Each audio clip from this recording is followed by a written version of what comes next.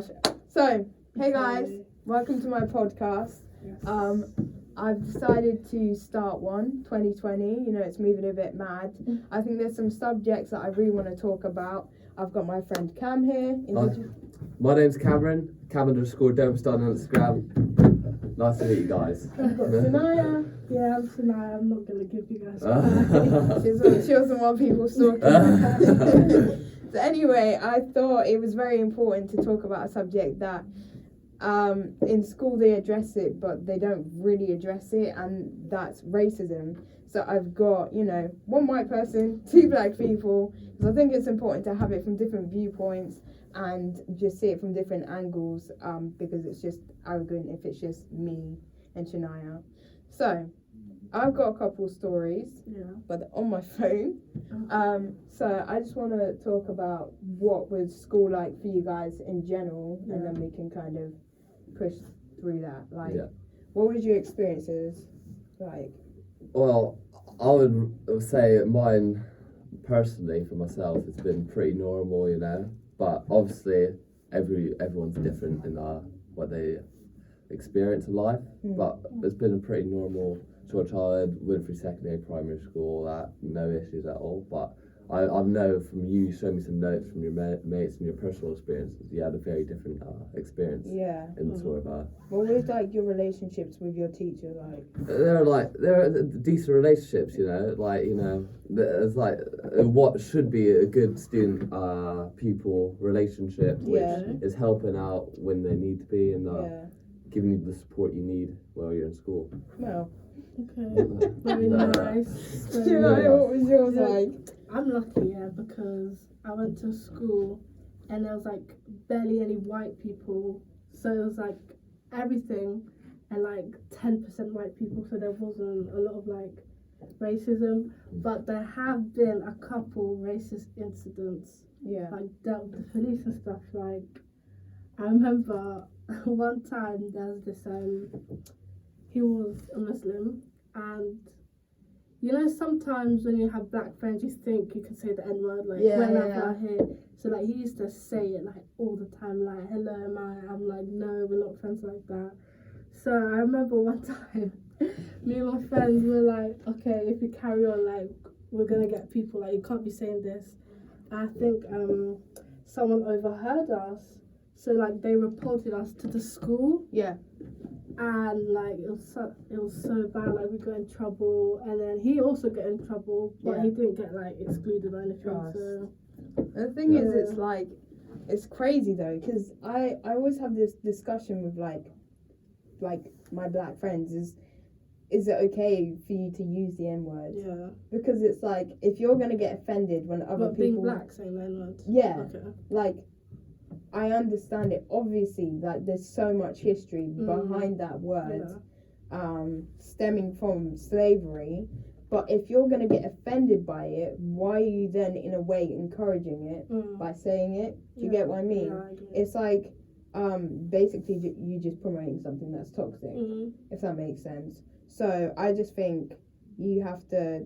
There's always a debate of if it's okay, and it's one of my friends said to me, she was like, yeah, but we've redefined something. I'm like, no, because that history is history. There's a reason why, that was there. It was a horrific time, and still literally is a horrific time. It's just more hidden, but it's it's just not. It's like a war. I don't know how to describe it, but there's a lot of division. You see in these countries that we should all be as one at the moment. We should all be willing to have no difference, all equality, but there's still, you see in these last year, all the things, there's so much division still that that in this day and age, going back 50 years ago, you wouldn't expect now there'd be so much sort of new issues happening. You would expect it to be sorted, but obviously it's not. It's an issue that needs to be addressed.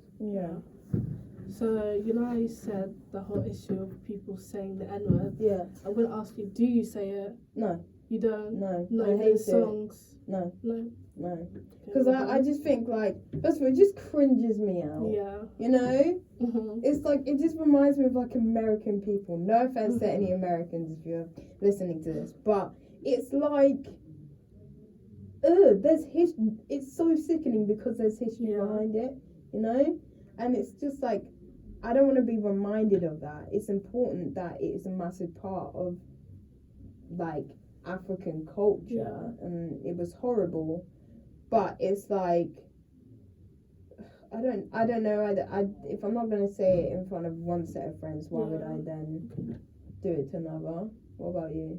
I say it in songs, I'm not gonna lie. I'm not gonna lie. I'll be saying it here, there. I'll try not to, though. Yeah, but I think it's so inappropriate for white people to just be, like, so confident and To saying it say with their it, yes, chest, like, I know. you know? And it's just like, who do you think you are, you know? I know, it's so uncomfortable. Especially now, there's a lot of, like, Mexican artists, I'm pretty sure you know exactly what I'm talking about, who say the N-word, like, constantly. Yeah. Like, what is that?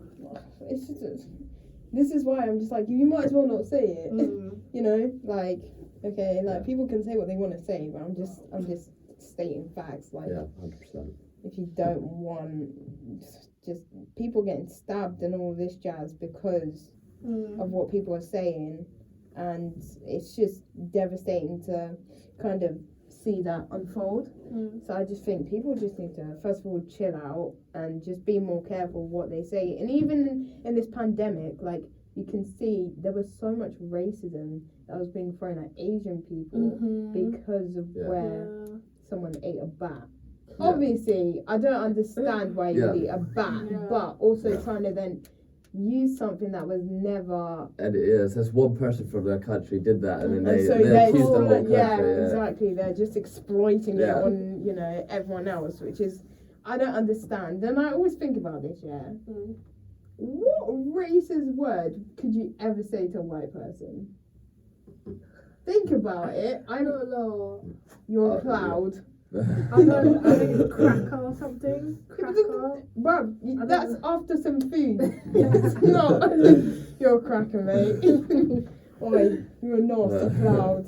That's what I'm saying. It's just to think that there's so many words they can use for Asian people, like light skins, you know. I agree with that, what you're saying. There's so many different variations of word for insulting different people from different places. Yeah. But, you know, that people use when that shouldn't be a thing. If you have some problem with a person, you shouldn't use a race against the person for the problem. It should be about their personality if you actually do have a problem with the person, not because where they come from. You know? Sure. But then I think once again it's like, I don't think half of the jealousy or just the I guess conflict between like racism, I think it's a sense of jealousy. Because you know when, like, especially you and I, like when you go black parties and there's a few white people, they're standing, they're trying to watch, and you can see they just want to be a part of it. So then it's like, it's not even because you hate black people, it's just because you see the culture, like you see a lot of black people growing up with each other, everyone's aunties, uncles, that's literally, regardless of if you know them for 10 minutes or 10 years, when you see the culture, it's exciting. Like, I'm so blessed to be able to have black friends, but it took me a very long time to get to that point, because I grew up in Cambridge and I went to pretty much like schools that was mainly white people, so it's like completely different culture when you're surrounded by like your white friends compared to your black friends. They speak completely different, they act in a different way, and you have to be able to adapt yourself but don't change who you are as a person to try and like fit the mold. And that's why I think personally why people would just say the N-word as if it's just hello. You know? I think that's one of the main issues.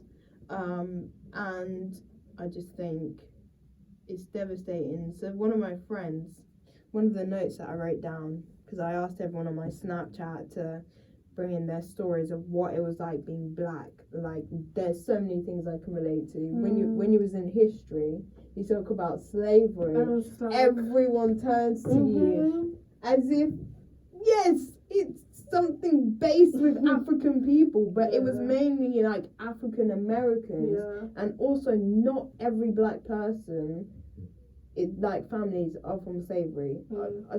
So like a lot of it is, but if you're assuming, it's like saying that, oh my gosh, everyone expects if you're black you're Nigerian. Yeah, I know. What is that about? Like, that's not even. Also, why do people think that Africa's just like one country? I don't understand. understand. Do you speak African? Yeah, do you speak African? Do you speak no, African? I don't speak African. What, do you speak British, like England? Yeah. Oh my gosh, it's it makes sense that people say, are you from Africa? But there's like 50 countries in Africa. There's a it's lot a continent. Of places. Yes, exactly, and it's even like. You don't say to a British person, are you from Europe? You say, are you British, wouldn't you? Yeah. Yeah, of course, from Scotland or I don't even know, wherever Italy. I don't know the places in Europe, to be honest with you, but it's just sad that like coloured people will always have to fight the system, regardless of if you've got money or not. Like, I've had to work 10 times harder than a lot of people. The sanctions that I got at school were 10 times worse, even if I literally did nothing wrong. That's happened to me actually. And they'll be like, yeah, we'll just talk to them. You can get arrested for being racist, and the teachers are like, we'll talk to them, we'll just give them a detention. And then you throw a glue stick at someone, and suddenly you're in isolation from it. Obviously, I'm not saying that's right, but I'm just giving an example.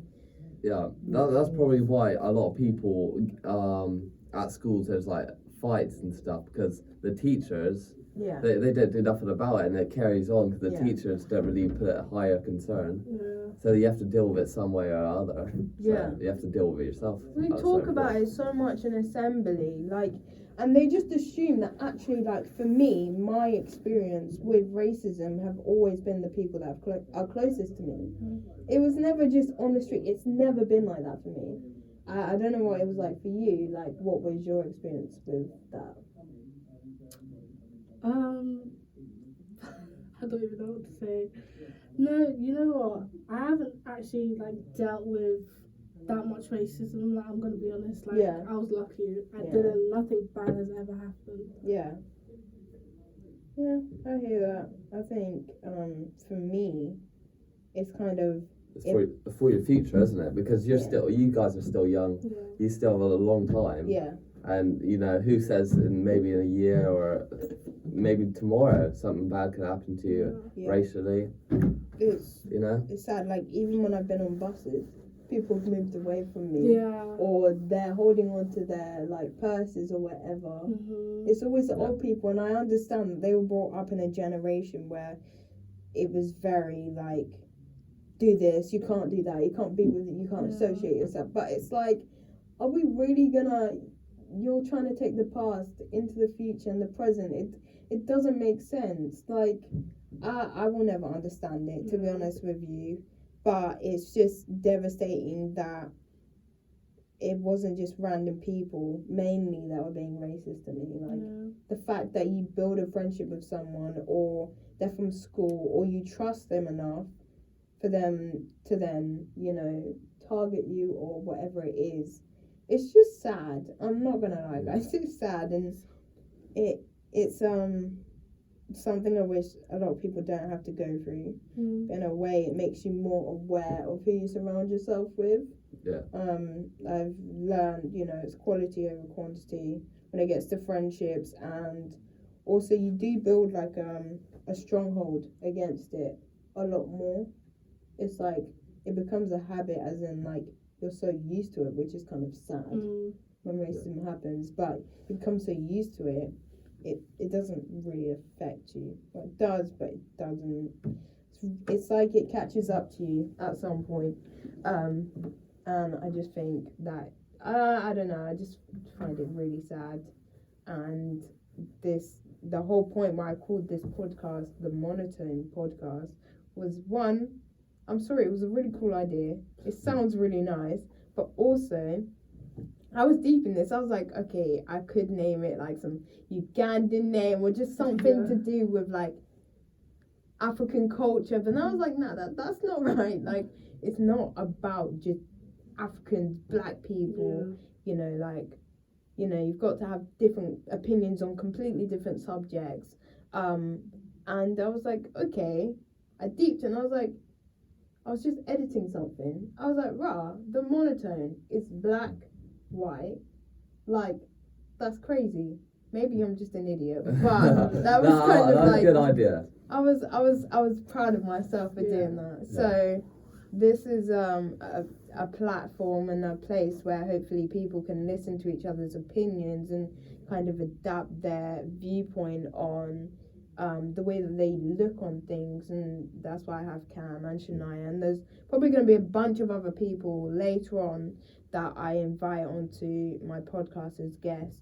But I think I don't know. There's so many things to talk about. Like you can never run out of ideas for a podcast. No. Yeah. This is why I love podcasts. It's just chill. Yeah. Like YouTubers. Like I want to move on to YouTubers now. Like let's move on to YouTubers. I think one of the biggest issues I have with YouTubers like Zoella or Alfie, my thing just paused anyway. The issue I have with YouTubers like Zoella, Alfie, KSI, like they're really good at what they do, but there's arrogance because they have a lot of money like coming into their bank account and loads of sponsors and whatever, but they put up a completely different persona. You know, it's just like, why are you like making yourself extra? Yeah, you can see in those videos, you know, when the cameras are off, they don't play like that. They don't act like that. You know what I mean? Oh my gosh, Jake Paul. Is this good to have a podcast because it's real? You know, it's not scripted. It's not written down. It's just off the top of your head. It's just having a conversation and people just chilling to it, vibing to it. Like that's why the only things I watch are podcasts at this point. Like. It's just nice. I don't know. I just find it relaxing when it feels like you're part of a conversation, even if you're not there. Whereas YouTube videos are so edited. You got random blowing up effects, and I don't know. They could go to space. Like it's stupid. And I respect the people that have built their way up in that industry, but I definitely think there needs to be. Like, podcasts should be promoted a lot more. Yeah. Like, obviously they're evolving and climbing up the ladder, but podcasts are so underrated, in my opinion. That's also why I wanted to do this. Like, I wanted to do a podcast for ages. I didn't really have the opportunity or the equipment to do so. So it's nice to be able to do this in a studio. But I just think YouTubers overrated. Yeah. Which YouTubers do you like and dislike, and for what reasons? I quite like YouTube. I don't really watch YouTubers. Like I watch like sort of the only thing I really watch on YouTube is like highlights of sports games or news stories. But I do like the podcast. Like I like the Joe Rogan podcast. I quite like there's just another one that I really like. I watch True Geordie. Yeah, I watched a few True Geordies when he does like UFC stuff and he does have his mates watching fights. That'd be a good idea as well. That's funny. Have live reactions on the podcast. Oh sometimes. my gosh, no. That'd be cool. It just looked like if I did my friendship group, we'd look like we hate each other. But no, it's cool to see just people talk about life. They have to give all the details, but it's like just a realism, you know? This world feels so fake. Instagram's fake. Snapchat's fake. Like, people are just putting up one side of their life, and people are then comparing that to something that's not even real, you know? Like, for example, the pictures that I would put on my Instagram, I could be crying 10 minutes before I post this up, but it's like, this is how ridiculous it is. Yeah. You know, you're trying to get, like, you want to people please. Gosh, people only let you down at some point, and sometimes you have to realise that as much as It's devastating. We're all human beings. But if you're constantly just gonna focus on other people and not focus on yourself, that's when it becomes toxic, and that's why there's so much like mental health issues, in my opinion. And YouTubers and like influencers have so much of that, like persuasion. You know? Of course. People focus on what other people think way too much and for their own happiness. So they try to change themselves to please other people, and then they get into that, depression and all that sort of thing, kind of that. Yeah, for sure. Yeah, and it's off seeing these people on Instagram, and they say, "Oh, their lives. I have to be like them. I have to look like them." So it's sad. I can't even lie about that. It's sad, and this generation. We need to pattern, guys. We need to pattern, but we can't do that if we're just standing still and complaining. So I think that's another thing. We just need to. We all just need to take a breath and breathe, because even in the Black Lives Matter, like, I can't breathe. That doesn't just. It's not just for that. Our society actually can't breathe. Like, we can't take a break. Everyone gets to social media, even if you hate it. Like, I will, like, not download Snapchat and Instagram for time. Like, I could do it for, like, a month or whatever. But you always have that desire, like, oh, let me just check. Yeah, let me just check. Who's decided they want to reply to me? You know? Half the time, no one replies. Like, it's just, it's just jarring. Like, I don't know. Like, what's your stories and viewpoints on social media? Recently, I'm not going to say it's this generation, but I feel like we've become really, really toxic. Like, the stuff that I see on social media now, like, to do with influencers, like, there was a influencer, I think she was on Love Island or something. Yeah. And she had a illness with, like, her legs, so her legs were, like, really fat. Wait, I don't know what does she look like? I don't know, like a typical Love Island person. Like, they all look the same. They really do be looking the same. Yeah. I'm sorry, guys. You know what triggered me the most about Love Island? First of all, there's not really a variety of just body shapes. Second of all, there is barely any black people, Asian people. I'm sorry, there is mostly white people with six packs. That is already just toxic. And they're all like Essex people, like that type of people. I'm from London. Yeah, I don't understand. It's jarring, to say the least. Like, this is what I mean. This is how toxic, like, even producers are like, oh yeah, she has to look that way, or you have to be 10 out of 10. You get me thinking, when you really say that, like, you think about the producers, they look at these people and they're like, they pick on how they look like, not off what they can bring to the show. They pick on what they look like. Yeah. Do you know what I've also noticed? Is that if there are black people or Asian people or anyone of colour, it's always the last, like, people to get picked, or it's oh my god, no, like, it can never be a black and white. Even that Priscilla girl. Do you know the Priscilla girl? She with what's his name? Michael something. I think I know who you're talking about. She barely got picked. It's low-key racist. Like, low-key racist. Some shows are so, like, was it Big Brother? I don't think it's running no more. Yeah. There was no black people. Was there not? No. Well, barely any that I know of. I mean, you go